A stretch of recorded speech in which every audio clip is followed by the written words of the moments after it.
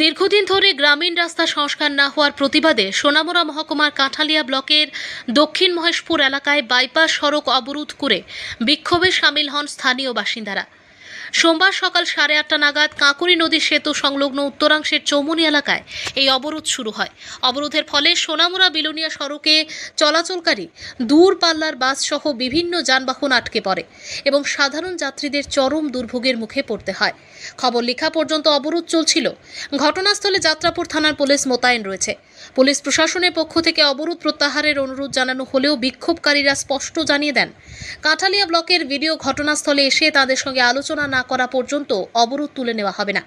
এ বিষয়ে যাত্রাপুর থানার ওসি জানান, পুলিশ পরিস্থিতির উপর নজর রাখছে, তবে ব্লক প্রশাসনের কোনো আধিকারিক ঘটনাস্থলে না পৌঁছানো পর্যন্ত অবরোধকারীরা তাদের অবস্থান থেকে সরে আসতে রাজি নন। স্থানীয় সূত্রে জানা যায়, দক্ষিণ মহেশপুর গ্রাম পঞ্চায়েতের 6 নম্বর ওয়ার্ডের প্রায় 25 থেকে 30টি পরিবারের একমাত্র ভরসা এই গ্রামীণ সড়ক। একসময় ছোট ও মাঝারি যানবাহন চলাচল করলেও গত কয়েক মাসে রাস্তার অবস্থা এতটাই বেহাল হয়েছে যে বর্তমানে সাইকেল নিয়েও চলাচল করা কঠিন হয়ে পড়েছে।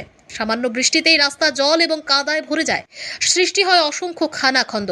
স্থানীয় বাসিন্দাদের অভিযোগ, নির্বাচন এলেই বিভিন্ন রাজনৈতিক দলের পক্ষ থেকে রাস্তা সংস্কারের প্রতিশ্রুতি দেওয়া হয়, কিন্তু ভোট শেষ হবার পর আর কোনো কার্যকর উদ্যোগ নেওয়া হয় না। ফলে বছরের পর বছর দুর্ভোগ পোহাতে হচ্ছে এলাকাবাসীকে। স্থানীয় বাসিন্দা ও শাসক দলের নেত্রী স্নেহা বেগম জানান, পঞ্চায়েত প্রধান থেকে পঞ্চায়েত সমিতি পর্যন্ত একাধিকবার বিষয়টি জানানো হলেও কেবল আশ্বাসই মিলেছে, বাস্তবে কোনো কাজ হয়নি। তিনি বলেন, পাড়ার কেউ অসুস্থ হলে একটি অটো পর্যন্ত সহজে প্রবেশ করতে পারে না। মাত্র 300 মিটার রাস্তা সংস্কারের দাবি দীর্ঘদিন ধরে জানিয়েও কোনো ফল পাওয়া যায়নি। এদিকে অবরোধ ঘিরে এলাকায় উত্তেজনা বিরাজ করছে।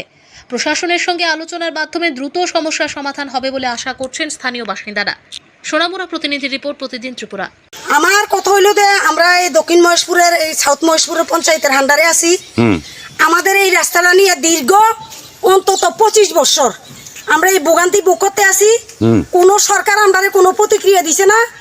সিপিএম যাওয়ার মুহূর্তে বিজেপি আওয়ার সময় আমরা বাড়ি বাড়ি গিয়ে ভোট চাইয়া কইছে যে তোমাদের প্রথম অস্তিত্ব হইল তোমাদের আমরা রাস্তা ঠিক করে দিব আমরা ক্ষমতা আইলে, তোমরা মানুষ যাতে চলাফেরা করতে পারো, রুগী নিয়ে যাতে সাময়িকভাবে যাইতে পারো, কোনো সমস্যার সম্মুখীন না হয়। এই কইয়া সরকার আওয়ার পর আজকে 8 বছর। কি নাম তোমার? আমার নামে স্নেহা বেগম। আমার বাড়ি এই পঞ্চায়েত দক্ষিণ মহেশপুর এই রাস্তার লাশ মাথায় আমার বাড়ি। স্নেহা বেগম? হ্যাঁ, স্নেহা বেগম। তাই আমরা তার কাছে একটাই অনুরোধ করছি, সরকার যখন আইয়া আমরা মানুষের বাড়ি বাড়ি যখন তারা ভোট চাইছে, আমরা কইছি আমরা কিচ্ছু লাগতো না, আমরা একটা বয়স্ক রুগী হসপিটাল নিতে পারি না, একটা ডেলিভারি রুগী হসপিটাল নিতে পারি না, রাতে বিকেলে একটা গাড়ি আসে না, গাড়ি তো থাকে একটা অটো আইয়ে না।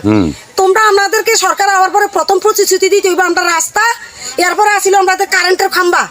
আমি ওয়ার্ড মিটিং এ 3টা খাম্বা লাগিয়ে লেখাইছি পর্যন্ত। প্রত্যেক বছর জর্তু বানাইলে আমার কারেন্টের খাম্বা পড়ে যায়, তার পড়ে জায়গা। আমি 3000 আমরা হকগলে 3000 4000 টাকা খরচ করি এই খাম্বা দিয়ে লাইনটা আবার ঠিক করাই। সরকার কোনো প্রতিক্রিয়া নিতে আসে না, প্রধান মেম্বার কোনো প্রতিক্রিয়া নিতে আসে না। এরপরে তারা আমরা কইছে যে সরকার আসার পরে প্রথম অস্তিত্ব হইব, তোমরা রাস্তা দিমু, কারেন্টের খাম্বা ঠিক করে দিমু, কতটা খাম্বা লাগে দিমু, ফ্রিতে দিমু, 10টা লাগুক 20টা লাগুক ফ্রিতে দিমু। কিন্তু দেখা গেছে ডুডো কলা গাছ